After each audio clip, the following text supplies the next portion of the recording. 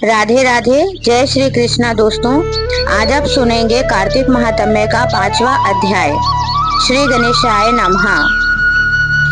राजा पृथु बोले, हे मुनि जी, आपने कार्तिक और माघ मास का विस्तृत फल कहा। अब इसके विधिवत स्नान की विधि, नियम और उद्यापन की विधि भी आप हमसे कहिए। नारद जी ने कहा कि आप विष्णु भगवान के अंश से उत्पन्न हुए हैं, अतएव यह बात आपको मालूम ही है। तथापि मैं यथोचित विधान आपसे कहता हूँ, उसे सावधान मन से सुनिए।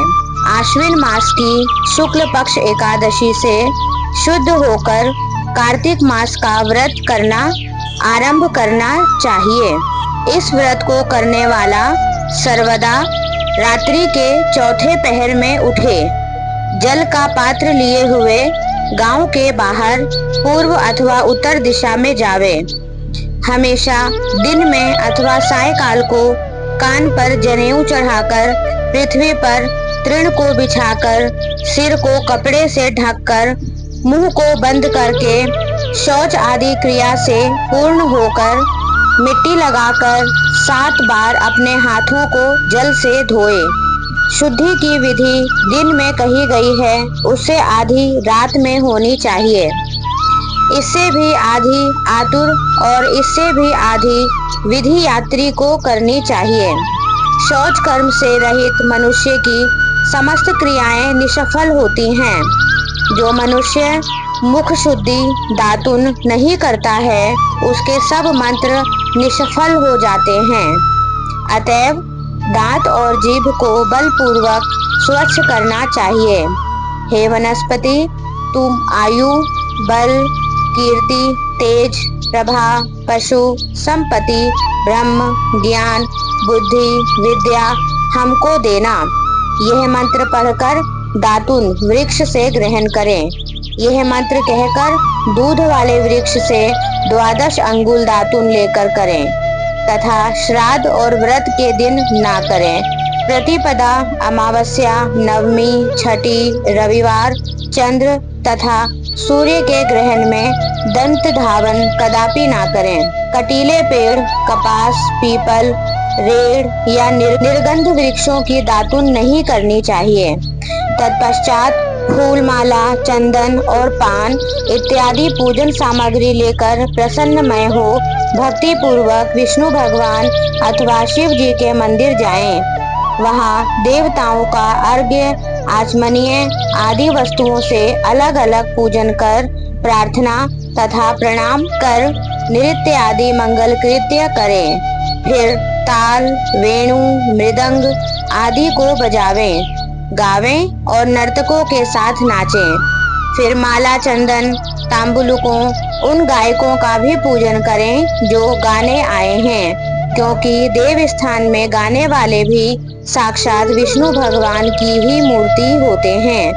ये लोग सत्य युगादिकों में विष्णु भगवान को तपस्या, योग और दान द्वारा प्रसन्न करते थे, किंतु कलयुग में अनुराग सहित भगवत गुणगान ही भगवान को प्रसन्न करने के लिए प्रधान माना गया है। हे राजन, मैंने एक बार विष्णु भगवान से पूछा था कि आप अधिकतर कहाँ रहते हैं।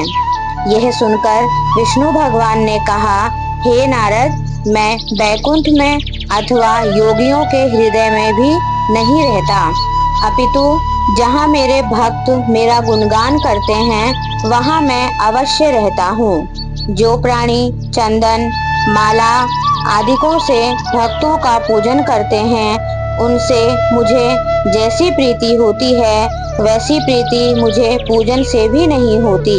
जो मूर्ख पुराणों की कथा तथा मेरे भक्तों का कीर्तन सुनकर उनकी निंदा करते हैं, वे मेरे शत्रु के समान हैं। शिरीष, धतूरा, गिरिजा, चमेली, केसर, कंदार, मदार तथा कनेर के फूल और अक्षत से विष्णु भगवान की पूजा नहीं करनी चाहिए। अड़हल, कंद, शिरीष, जूही, मालती, केवड़ा के पुष्पों से शिव जी का पूजन नहीं करना चाहिए। लक्ष्मी की अभिलाषा करने वाले मनुष्यों को चाहिए कि तुलसी पत्र से गणेश जी, दूर्वा से दुर्गा माता की और अगस्त्य के फूल से सूर्य नारायण भगवान की पूजा ना करें। जिन देवताओं के लिए पूजा में जो फूल निर्दिष्ट हैं, उन्हीं से उनका पूजन करें। इस प्रकार पूजन समाप्ति के पश्चात देवाधिदेव विष्णु भगवान से क्षमा याचना करें। हे सुरेश्वर, हे देव, मेरे पास ना मंत्र है ना क्रिया है, भक्ति से भी मैं हीन हूँ।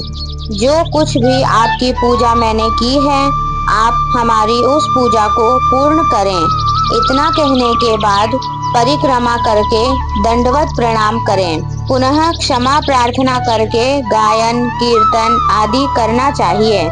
जो मनुष्य शिव और विष्णु भगवान की विधि पूर्वक कार्तिक मास की रात्रि में पूजन करते हैं, वे पवित्र आत्मा होकर अपने पूर्व पुरुषों के साथ विष्णु लोक को जाते हैं। 5वां अध्याय संपूर्णम। बोलिए श्री हरि विष्णु भगवान की जय। अगर आपको ये वीडियो अच्छी लगी है तो वीडियो को लाइक कीजिए, चैनल पर नए हैं तो सब्सक्राइब कीजिए और कमेंट में राधे राधे जरूर लिखिए। धन्यवाद।